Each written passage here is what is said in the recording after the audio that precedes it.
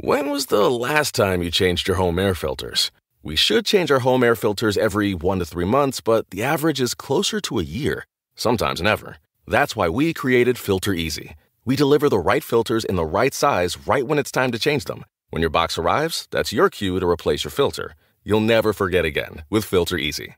Go to filtereasy.com/podcast to get 50% off your first order and free shipping forever. That's 50% off at filtereasy.com/podcast.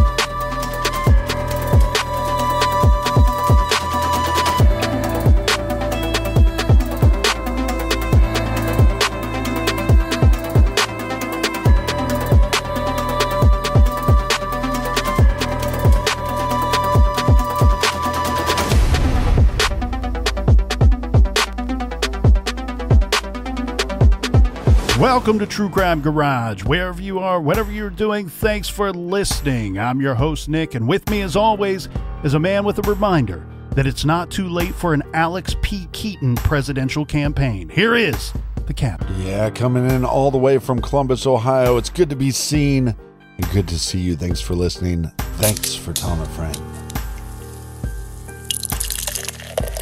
Today we still have some of this awesome beer from the folks at Rogue Brewing. We are drinking Batsquatch. It's a hazy IPA, very juicy so it goes down smooth, and the ABV is still solid at 6.7% garage grade, 5 out of 5 bottle caps. And here's a cheers to some of our friends that are the tops as well. First up, a shout out to Madeline in Turlock, California. And a big We Like Your Jib goes out to Sean from Tampa, Florida. Next up, here's a cheers to Rose S. from San Francisco. And last but certainly not least, a big Ron Swanson please and thank you goes out to Nick Hiller from Irwin, Pennsylvania. Everyone we just mentioned, they helped us fill up the old garage fridge for this week's set of shows, and for that, we thank you. Yeah, BWRUN, Beer Run. Go to our website, truecrimegarage.com, and make sure you sign up on that mailing list, and that's enough of the business. All right, everybody, gather around, grab a chair, grab a beer. Let's talk some true crime.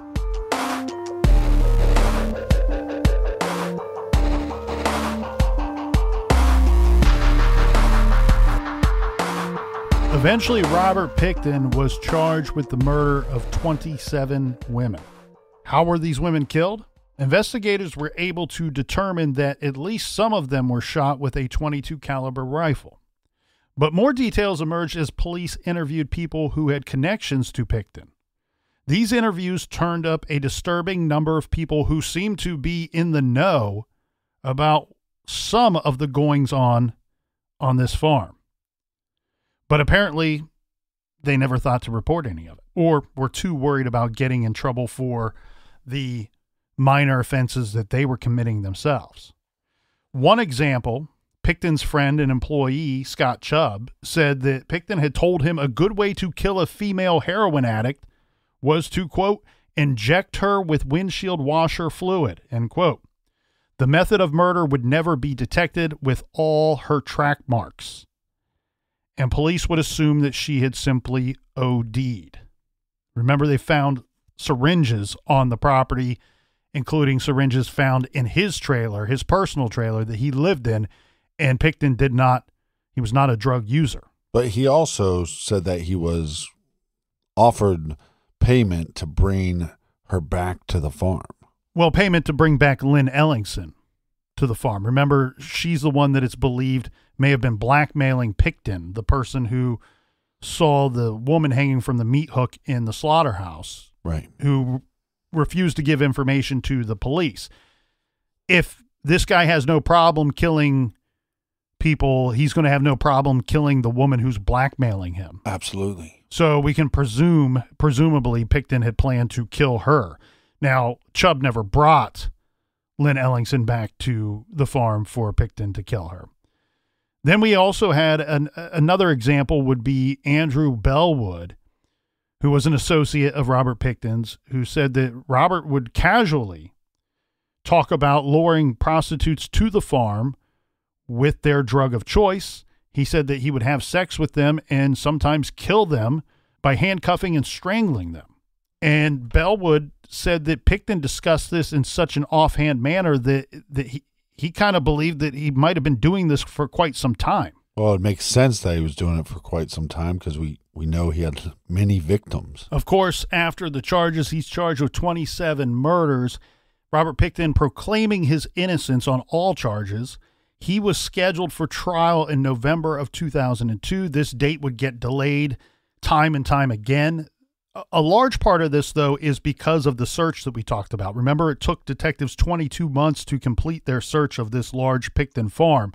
In the end, the painstakingly exhaustive search and seizure collected more than 3,000 pieces of evidence from the farm. Well, when you have a maniac like this, and like I said, I think he's a Buffalo Bill meets Dahmer meets Ed Gein, you wonder, is it the chicken or the egg? Well, if you're asking who is Robert Pickton and what is his background, he was born in October of 1949. His parents were Louise and Leonard Pickton. The family moved to the farm in 1963. It was a fully operational farm for a long time. And Robert, his brother David, and his sister Linda, they were expected as children to work the farm as well as earning money for the family. Pickton dropped out of school, where he was known as a quiet individual. He was partaking in special education classes. He got a job as a meat cutter. So expected to work the farm, but also expected to earn money for the family in other jobs that the children may have had. Right. So once he gets his job as a meat cutter, he decides, I'm going to drop out of school. The family's main source of income was from raising and butchering hogs and cattle. And at one time, it's recorded that as many as 700 pigs and 120 cows were on the farm. But the nature of this environment, Captain, is you have someone, but not just Robert, you have his sister and brother as well. They are used to being around death a lot, right? They're running this successful slaughterhouse business where they're raising all of these animals and then eventually selling them to provide for the family, to provide an income, and to continue to fuel the farm itself. Well, and that's, I think, the problem. I think Luis and Leonard were more concerned about the welfare of the farm than there were their children. I mean, we have all these reports that they'd send them to school in unwashed, dirty clothes. And what's that going to smell like? I mean, if you've been on a farm, you know what parts of the farm smell like. And so they would be bullied and people would call them names in school. And it just seems like the whole family was working towards this idea of the farm needs to be successful. We nurture the farm. We don't really care so much about nurturing our children. Yeah, there's two sides, I guess, to that story. Maybe the true answer lies somewhere in between. But, it's said that the mom would not allow the kids to bathe maybe as much as necessary. And as you pointed out earlier, the being surrounded by dead animals, blood, manure, these individuals are going to smell terrible.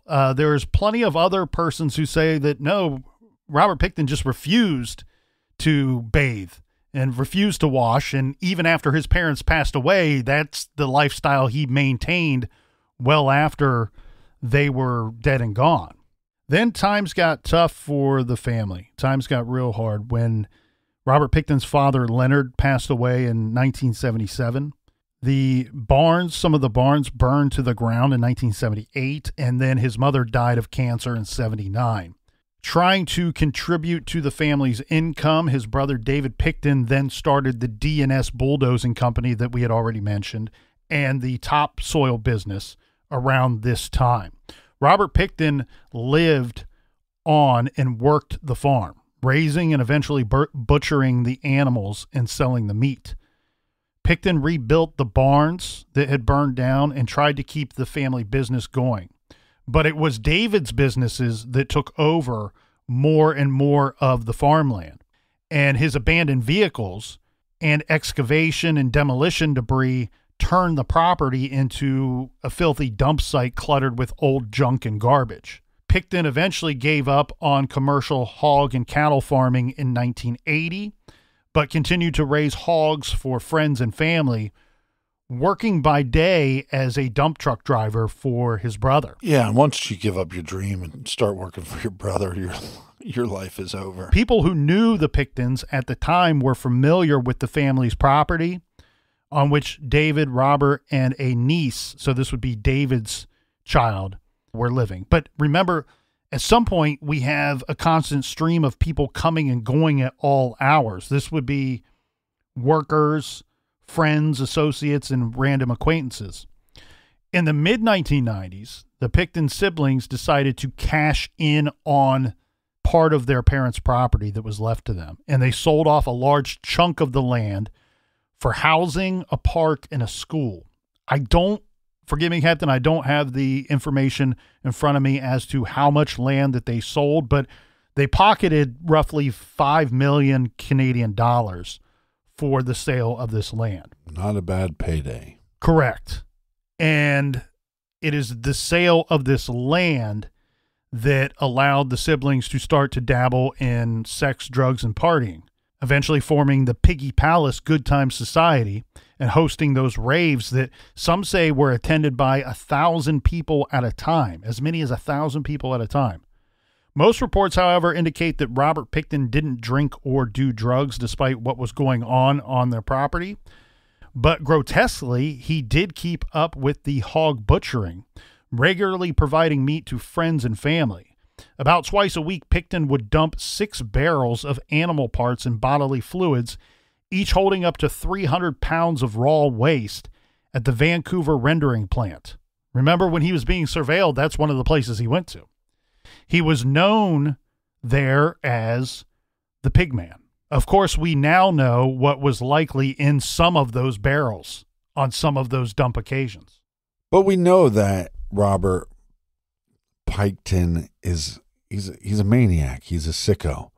But I guess the question then becomes, when did the killings start?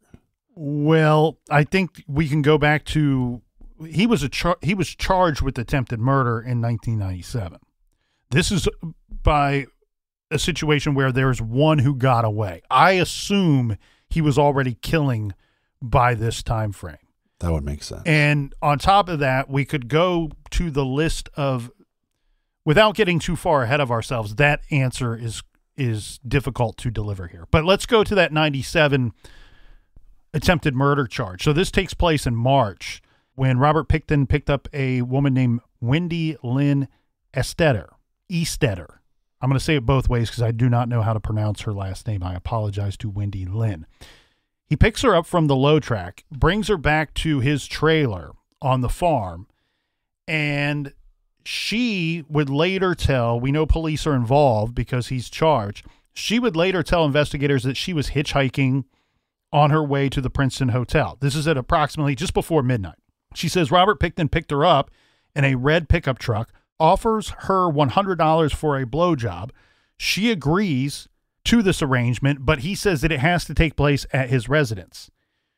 She was not thrilled about his request to go all the way out to what she referred to as the suburbs, but must have needed the money because eventually she agrees to go. She says that Pickton promised to bring her back to that location no later than 2 a.m. So they drive to his farm. She thinks that he was taking a roundabout route, a much longer way to get there than necessary. When they arrive on the farm, he gets out to open up the gate, drives in, and then locks the gate behind them. Like there's some indicators here that something isn't right.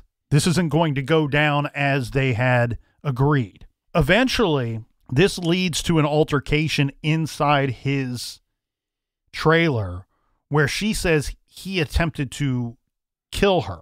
But in the process, she managed to get away. And in fact, she stabs him with a knife that she pulled from his kitchen.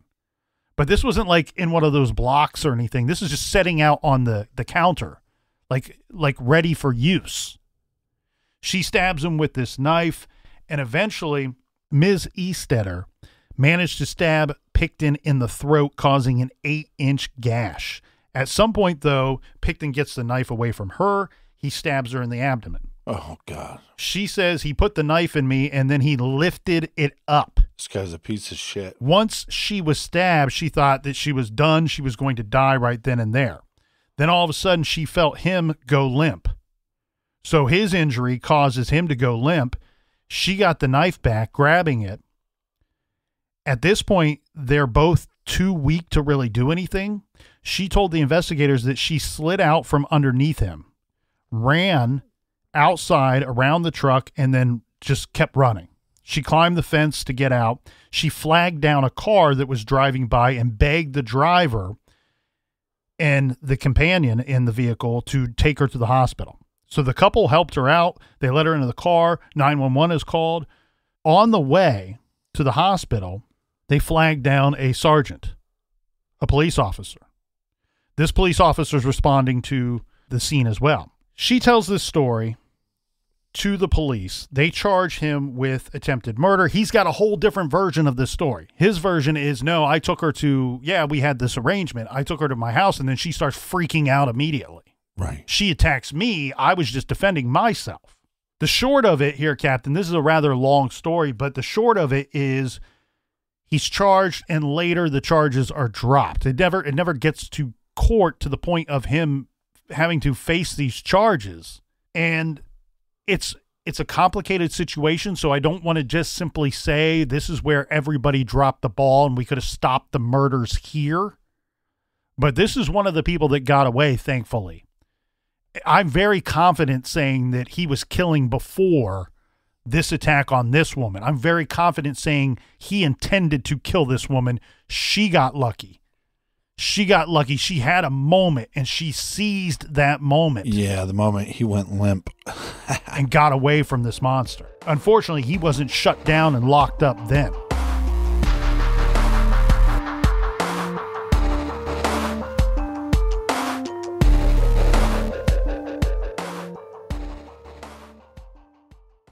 Road trip. The summertime makes me feel like the king of the road, but you got to make sure that you are traveling safe. Make sure your vehicle is all set for summer road trip season. Head to Midas to get up to $30 off your next repair service. Plus, get a free closer look vehicle check to make sure that you're road trip ready. Midas is your one-stop shop for repairs and maintenance. Whether you need brake service, an alignment check, or tune-up, Midas has you covered. Hit up Midas for up to $30 off. Request your appointment today at Midas.com.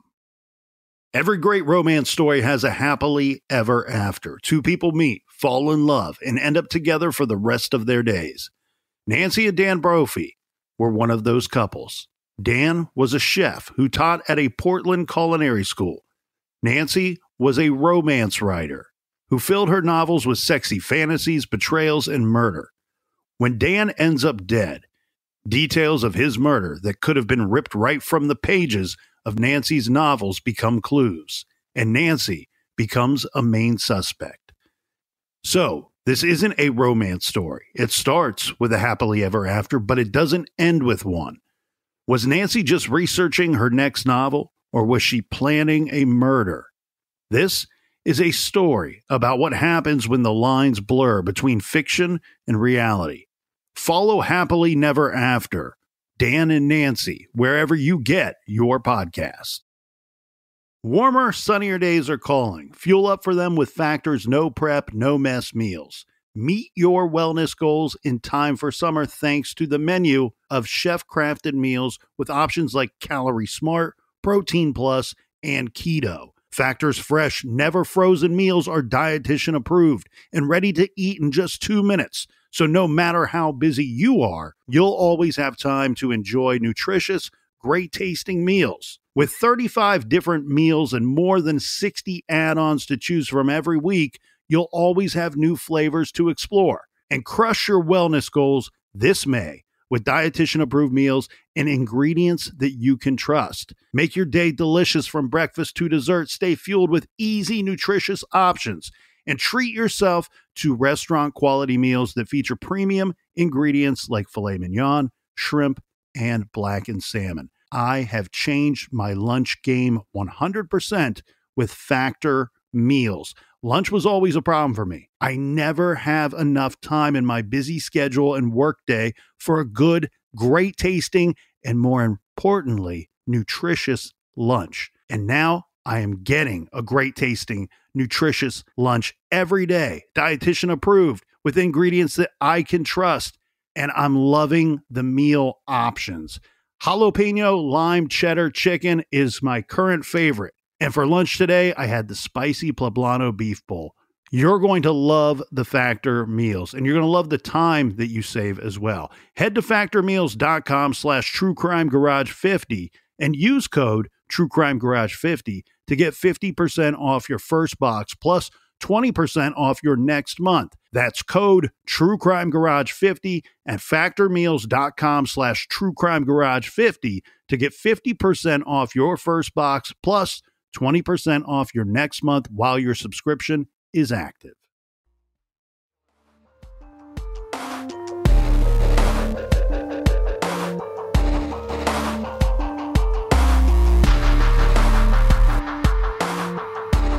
All right, we are back. The captain will not be eating any pork products for quite some time. Cheers to everybody. No. Once again, one bad apple spoils the whole damn bunch. Robert Pickton was initially brought to trial on 27 counts of first-degree murder. Now, one of those cases, Captain, was for a Jane Doe. This was going to be the first one that would be dismissed, and it's dismissed because of insufficient evidence. They don't even know who the victim is in that case. Then the judge, this is Justice Williams, ruled in 2006 that the trial had to be split because trying all 26 charges of murder at once would take too long and place an unreasonable burden on the jury. I can agree with that. So Pickton was brought up in the initial trial on the 6 most slam dunk murder charges. These are the ones that we think... Well, like we say, if there's no body, it's hard to prove that there's a crime. But in these other cases, there's bodies, so we can prove there's a crime. These are the ones that we think we're going to get a conviction on. He pled not guilty. This trial lasted for more than a year. Wow. And it included nearly 130 witnesses and could be the subject of an entire podcast series itself. They painted Pickton as intelligent and cunning, undercutting perceptions of him as dim-witted, dumbass, as a dim-witted pig farmer. Yeah. The Crown's key witness was that Lynn Ellingson that we've talked about. This is the woman who testified to the dead woman that she saw Pickton skinning in his barn. Jesus. We also get the woman from the 1997 attack, the one that he should have been locked up for. She testified as to what Pickton had done to her in 1997. With these killers that seem to be able to kill for an extended period of time and have a long list of victims, one thing that we stress, there's always someone who seems to have gotten away. And for law enforcement, it's one of those, you just say, please, no matter how hard it is, try to find and identify the person who got away. They may not even really truly realize that they got away from a serial killer. Now, in addition to all of this, the Crown had evidence on its side, of course. We have DNA of 33 missing women that were found on the farm. DNA from 33 missing women was found on that farm. So it isn't known. I do not know why he was never charged for 33 murders. It was 27, then reduced to 26, and then the judge split the trial to focus in on 6 cases. But he's found guilty, so what is the sentence? Well, there's overwhelming amount of evidence against him indicating that Robert Pickton was guilty as sin, especially in these 6 cases. He's convicted on all 6 counts, but it's 6 counts of second-degree murder. So this is in December of 2007. 20 other charges of first-degree murder were stayed in 2010 by the judge. This is awfully complicated. There's a lot of moving parts and pieces here, so I'll try to sum it up the best that the colonel can. So after the conviction of the 6 murders, prosecutors had sufficient evidence to charge Pickton with the additional 20 killings, but they decided not to proceed because he's actually already given the maximum sentence that he could receive. They say this is to spare the families and the court system from further effort and expense of another lengthy trial. Well, look, I always get frustrated at law enforcement when they don't actually bring the charges to trial. But in this case, I will differ on that because we know that this guy is a serial killer. So if we have DNA evidence of one of your family members on that farm and they've never been seen from again or heard from again, just disappeared into thin air, they didn't just disappear. Most likely he murdered them, and that's why we have their DNA. Does that make any sense? Of course. Well, and I agree with what you're saying. I mean, if you can't punish him further, I get what they're saying, but you can't tell me that you have sufficient evidence to convict this guy on additional murders and then say, well, we want to spare the families. Let's circle that and underline that part real quick. That's dumb. Yeah. And the courts from further expense from another lengthy trial. Well, had law enforcement jumped on this earlier, yeah, you wouldn't have had to spend 22 months collecting evidence from the pig farm. There wouldn't have been as many victims. There wouldn't have been as much evidence. Basically what they're saying is we want to spare the taxpayers and the state money to try these cases that we think are slam dunks anyways. Look, nobody should ever want to further victimize victims. If, in fact, you are sparing the families from having to sit through this lengthy trial, that I can agree with that. That's fine.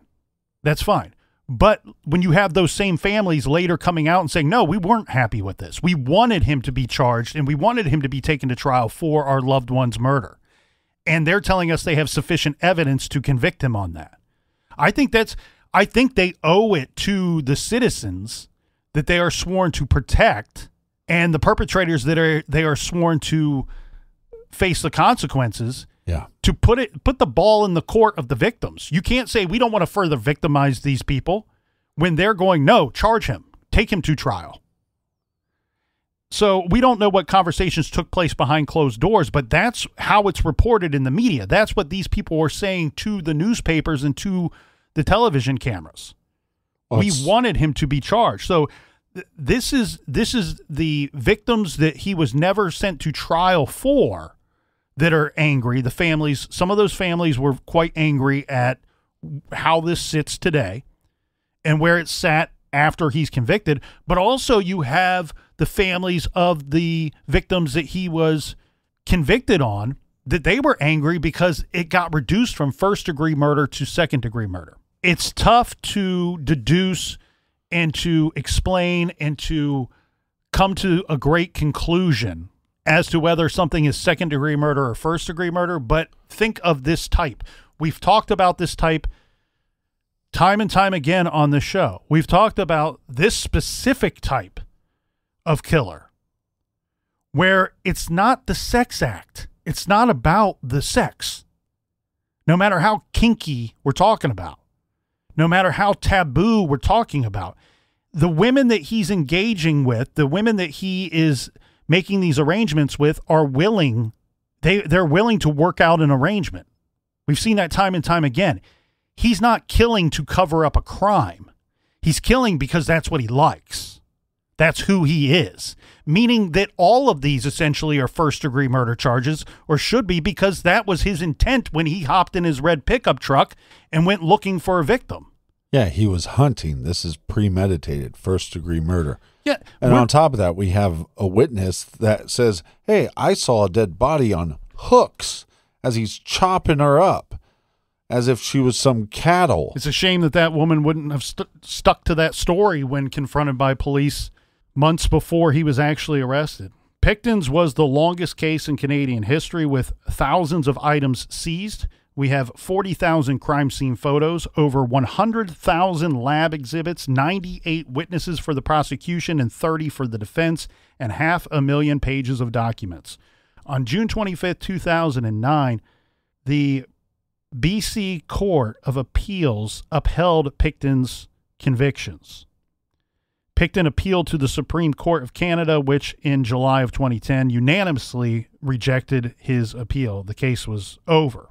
Now, what about all the people who may or may not have known what Robert Pickton was up to and said nothing?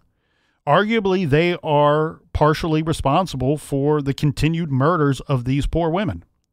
Certainly, some people had to have known Pickton's activities. We do know Lynn Ellingson, who later testified against him, wasn't willing to work with the cops, but later testifies against him.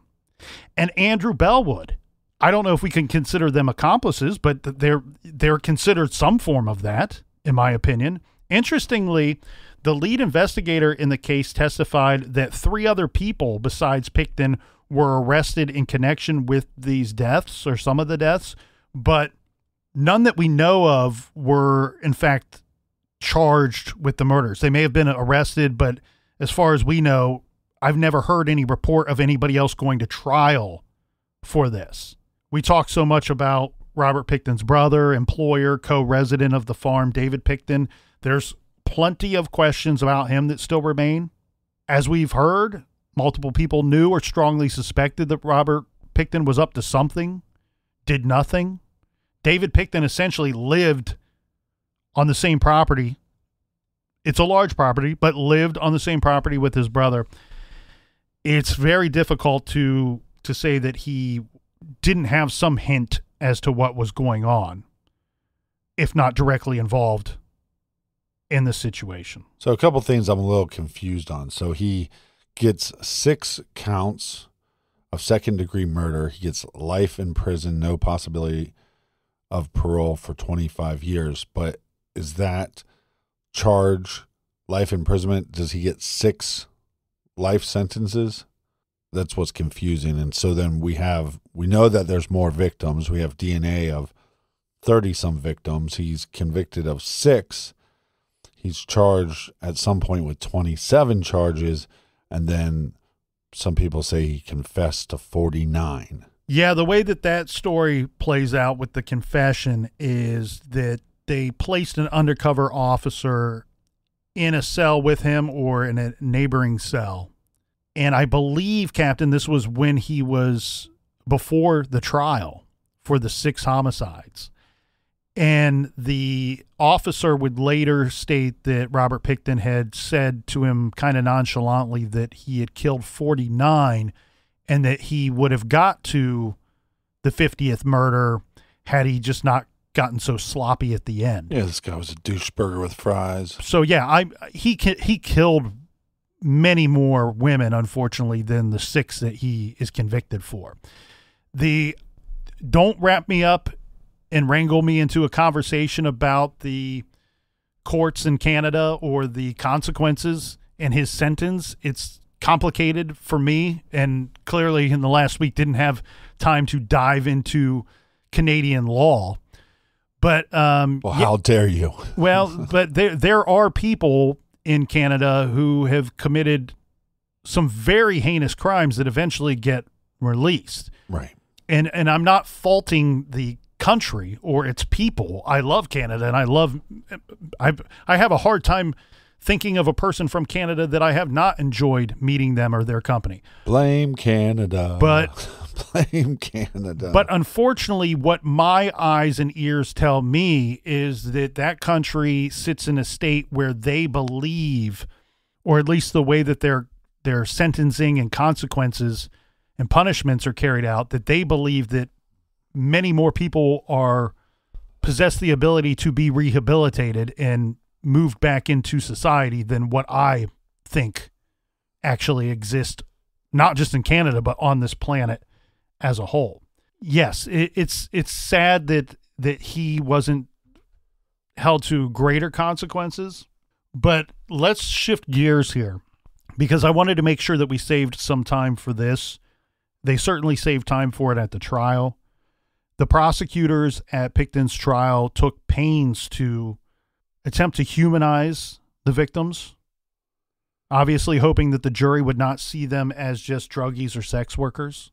Let's give a shout out to the Toronto City News that did a 2007 expose writing up profiles of each of the 6 victims for which Pickton was convicted. Sure, they all had their problems, but very few of us are without any. So first up, one of the victims that he was convicted of having killed is Serena Abbotsway. We talked about her inhalers being found and remains being found on the farm. She never really had much of a chance at life. That's the thing, like when people look down upon these other people and when people turn away from what might be happening. When they turn away from the sex workers, right? Well, sex workers and drug addicts and what have you. Keep in mind, some of those people ended up at that spot in their lives because they were already victimized by somebody else or victimized by a previous situation. They didn't all go skipping down to the low track going, this is where I'm going to live the rest of my days. No, they ended up there against their best wishes, against the best wishes of their family members. Well, and it's tough too, because like you said, a lot of these individuals are victims themselves, and that's how they end up in this situation.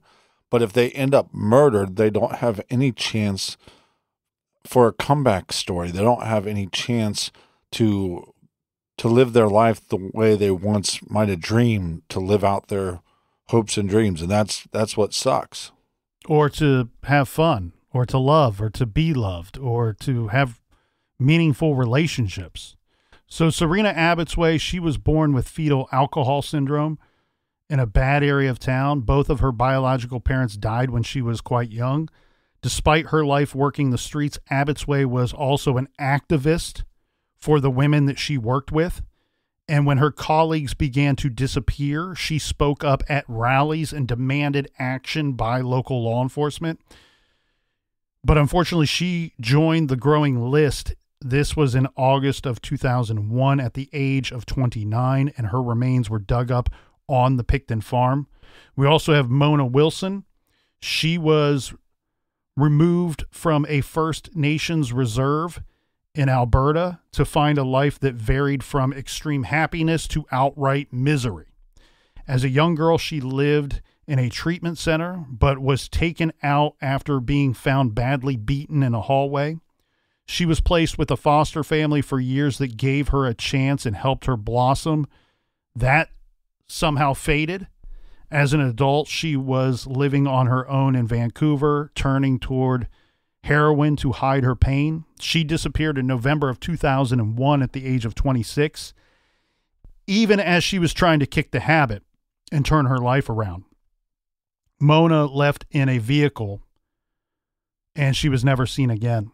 Angela Josbury, she grew up amid the specter of alcoholism, physical abuse, and mental illness. So when a boyfriend persuaded her at 16 to move in with him, it seemed like a great escape. It wasn't. Her boyfriend turned out to be a drug dealer who wound up getting her addicted, and she ended up on the streets selling herself to support her habit.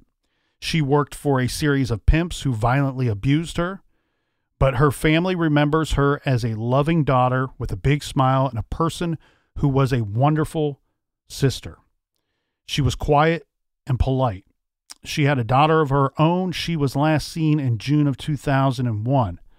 We also have Brenda Wolf. She was briefly addicted to drugs, but seemed to have turned her life around, working as a waitress and a bouncer at a local eatery. She kept in regular touch with her young daughter.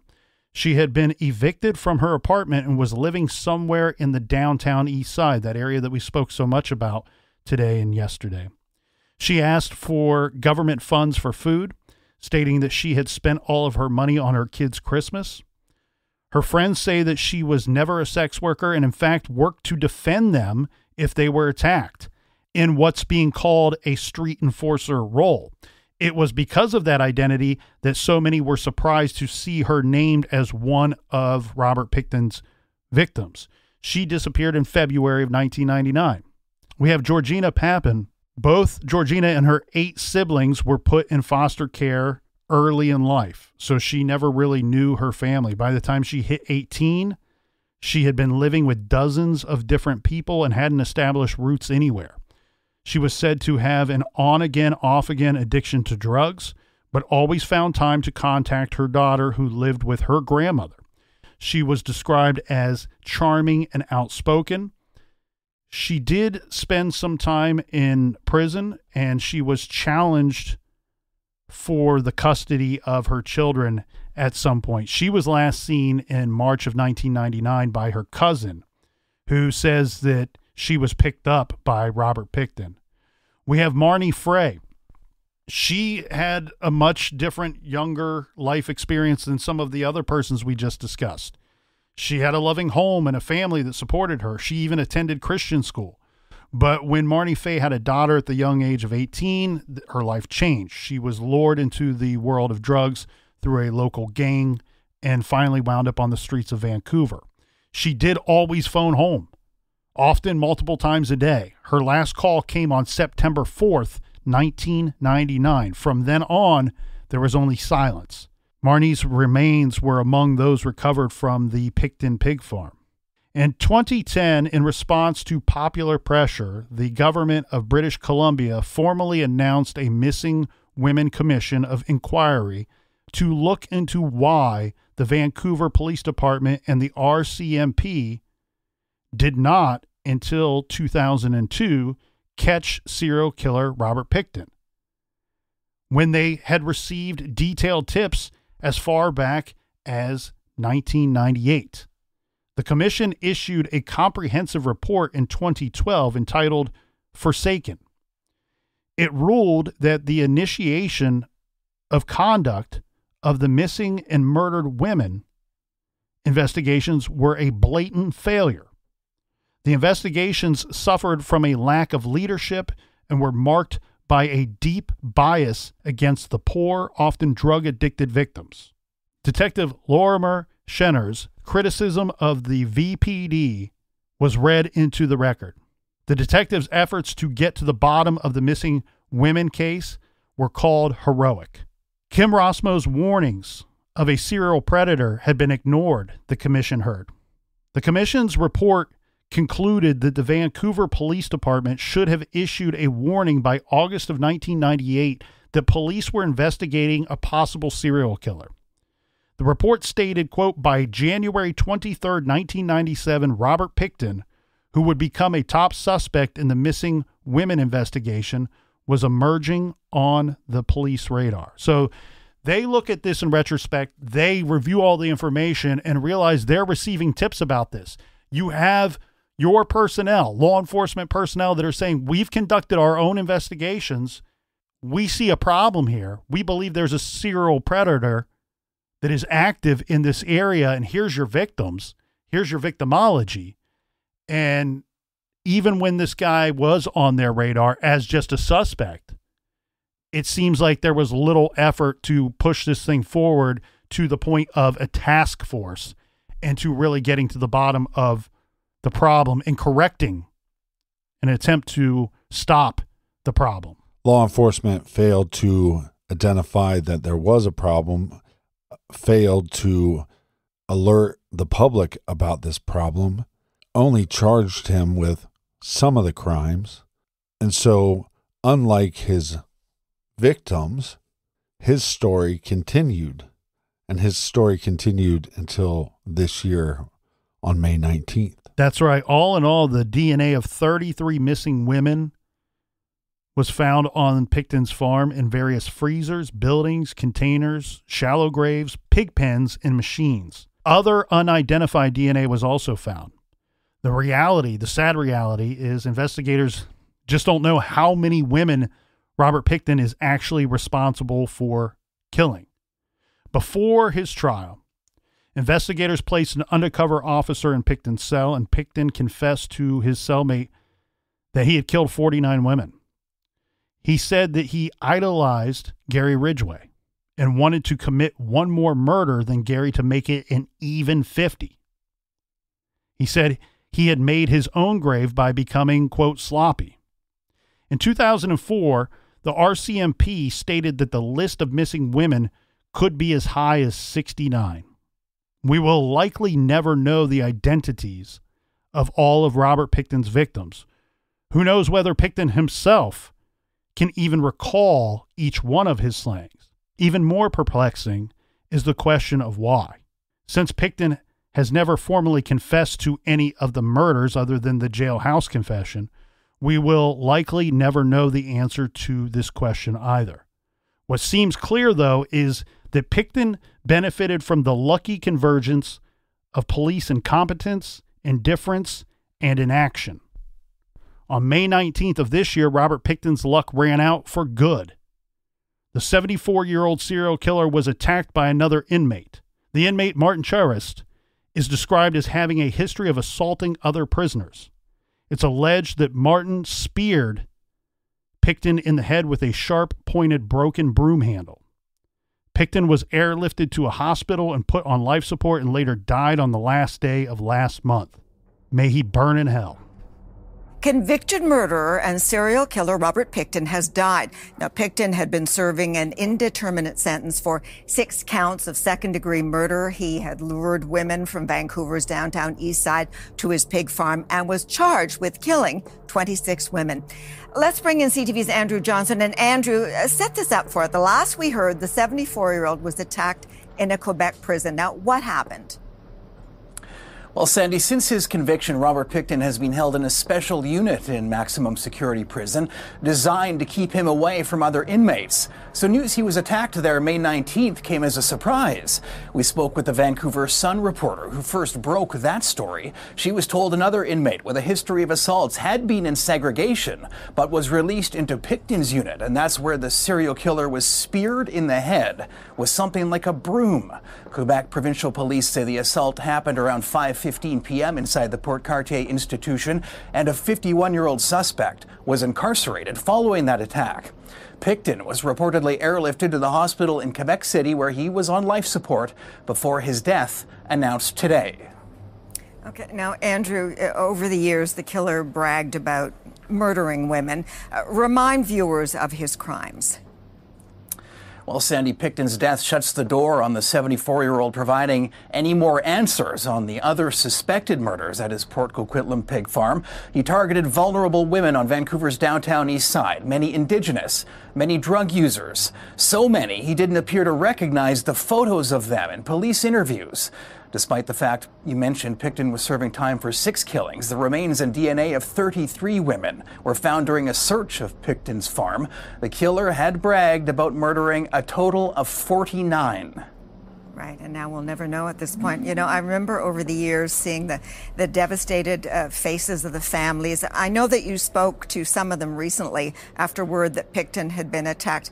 What did they tell you at that time?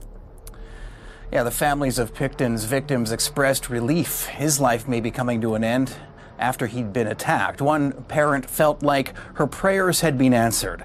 Another called the man a monster and said she hopes he burns in hell. The actions of this serial killer tearing apart so many lives, and now his is over. Corrections Canada says it's contacted the families of Pickton's victims to notify all of them of the death. Sandy? All right, CTV's Andrew Johnson on the death of Robert Pickton.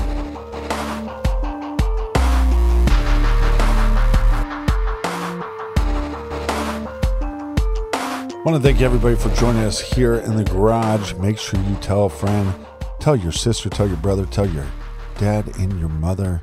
Colonel, do we have any recommended reading for the beautiful listeners? This week, Captain, we are happy to be recommending She's Gone, 5 Mysterious 20th Century Cold Cases by Kathleen Brunel.